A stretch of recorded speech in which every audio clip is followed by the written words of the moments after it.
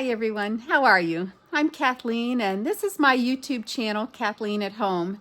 Hey, for the last year I've talked a lot about decluttering, and I had a huge goal during my 57th year of decluttering 5,700 items, and I talked with you a lot about my progress and some of the things that happened while I was doing the decluttering and whatnot. I'm going to wrap up that conversation. I'm probably going to mention cleaning, decluttering, whatever in the future, but the big decluttering push that I had of 5,700 items, I didn't get there. And I'll talk to you for just 2 seconds about that. I did get to 3,184 recorded items. I'm sure there were a few that I missed, but I fell way short of my goal, about 2,500 items. But I'd say that's because I didn't purge in a couple key areas. My craft and sewing supplies were not purged, nor was my knitting. I didn't get to the attic where some long-term storage is, especially, things of the kids that, it's time for them to take home with them. And I never did finish my file cabinets. I feel pretty assured if I'd have gotten to those 3 sections, I'd have gotten to 5,700. But there were some aspects of me feeling like, am I just getting rid of this just to get rid of it? I was not, I wanted to be conscientious of what I was doing. So, anyhow, that's where I got with that. But with that cleared out, that content area or that focus cleared out, I'm ready to kind of shift my content area to a little bit more Kathleen at home, a little bit broader spin, a little bit broader conversation. I know I've talked to you about knitting and a few housekeeping things and garden things, and I'm going to continue in that kind of vein. I made this really cool chart, which one of the things I want to do is learn how to put a graphic as like kind of my home screen for my page. I want to do that soon, but I didn't want it to hold me up. So I made this really cool graphic. Here it is.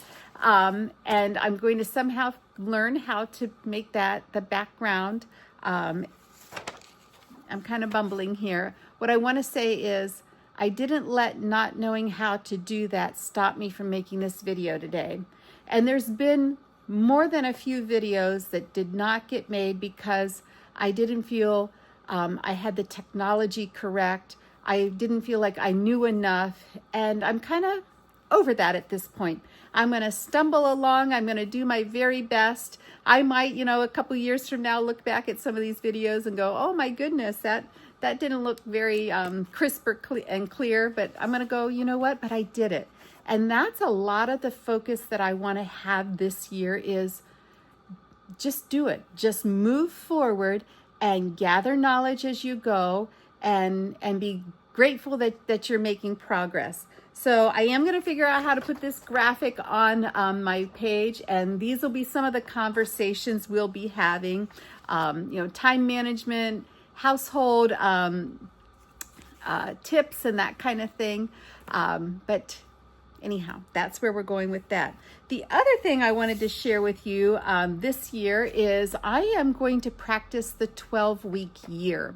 The 12-week year is a book that I read, and the gist of the book is creating smaller time frames for accomplishing goals. And I'm a huge goal setter. I love New Year's resolutions. I know that doesn't seem very popular anymore, but I make a nice list of goals. But what happens is when you set those in January, some of those goals you can knock out rather quickly and they get done and whatnot. Some of them are year-long commitments, like maybe working with a particular mantra. And some of them are, I'm going to get to that at some point because, it's only April or whatever, and I still have 8 months to go. And then you get to, mid-October and you're like, I'm not going to get that one completed. For example, this year I wanted to start rug hooking, and I had wanted to get a rug hooked for my bathroom. I even put on the goal, the goal was hooked rug for the bathroom. And in parentheses, I had learning is required, which was supposed to trigger me to think, make sure you're putting in enough time, doing some smaller projects so that you would be ready for this bigger project. I didn't get there.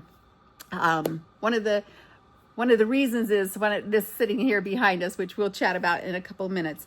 But the 12-week year breaks the year down into much smaller chunks. So this year I'm going to have 4 12-week years. I am doing the 12 weeks, and then I'm having a buffer week between the next year that starts. So I've created, a really exciting goal for myself. I made a nice little document with these goals, and I put some Bible verses on here and some key thoughts that I want to have.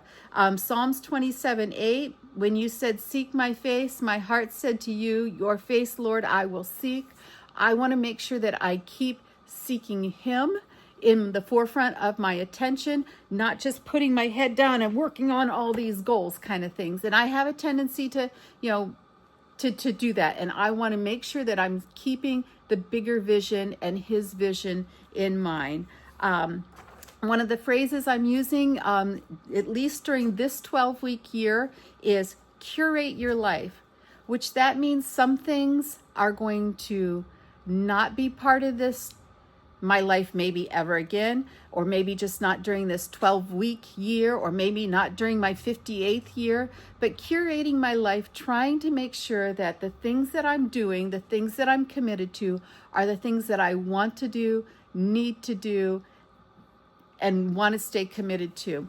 I have had recently a wonderful opportunity offered to me for some leadership on a really great project, a great group of activity, and I'm going to have to tell that group no. I have some other things already in place that need my time and attention, and as great as their organization is, I am not going to be able to be part of their leadership team. I have this huge tug of war. It's a great group. I could, if I just put a little bit of time towards that, it would work out. And Brad's a lot better at noticing that I'm overcommitted.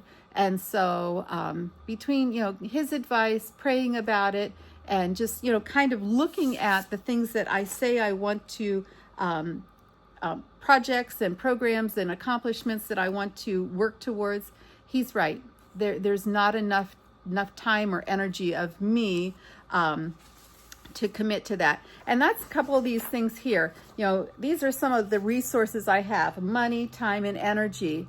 And time and energy are things that I have to make sure I'm watching how I'm using them, so that I am doing and accomplishing the things that I say are really important to me. So anyhow, one of the other things that I've added to the top of my mantras for this first 12-week year, and actually this one is overarching for the entire year of number 58 of my life, is do things right the first time. Now, I will explain that to you. Rather than just set these books over here on the table, I'm going to put the books on the shelf. Rather than start piling up projects to get to later, I'm going to do them right the first time. Here's a huge one. I don't like to file papers. So I have this little slot in my desk, at my desk, that I just, after I'm done with the paperwork, I put it in that slot. Believe it or not, if I would turn 90 degrees, right there is the file cabinet that I could just put those papers in. Why I don't do that right away, I don't know. And then it turns into this huge project that I have to do. I got a file. Do you know how often I set that task aside and go, I'll do it another day? Another one, I have been wanting to work through my thousands of pictures that I have saved on my phone. Now, some of the pictures are premium. They're fantastic. I want to keep them forever. Some of them are pictures of my grocery list. That needs to go. I don't need to be, storing that. Some of the pictures, I have 5 of the exact same scene. 4 of them need to go. So that's a huge project that is on my every month to do task list. Sort through pictures, and I don't, and then it's 2 months to sort through, then it's 3 months, then it's 4 months, and then it gets to be all of 2024, still sitting there waiting for me to process those pictures. When I had a digital camera or a film camera that I was taking the zip drive, or not the zip drive, the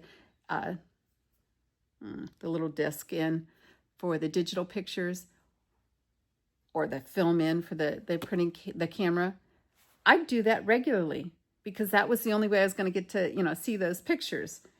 So anyhow, I need to get on that. So that's what I'm saying, doing things right the first time. So Psalms 27:8, keeping my eye on the Lord, curating my life, being particular about what I commit to, and doing things right the first time. And then a nice long list of to-dos, things that I want to do, things that are on our calendar, things that are important. I have on here knitting. I'm going to knit my hoodie sweater. I'm going to knit a tank top, and that's going to be my to-go project. I usually have a project in my bag in my car in case I happen to get stuck somewhere and I have some time to knit. Plus, I'm going to do a knit along with my friends, the unit. So that's the kind of thing that's found its way on my 12-week year. Learning to say no is going to be a big one.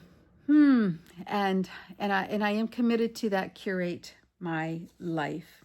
All right, so October 21 through January 13 is the first 12-week year. Does this resonate with you? Is this something that, gee, I never heard of 12-week year? I will put the full title of the book and the author in the comments section so that you can see that. But maybe 12-week year, maybe you'd like to do that. I started it on my birthday, and I'm going to run it through the first 12 weeks.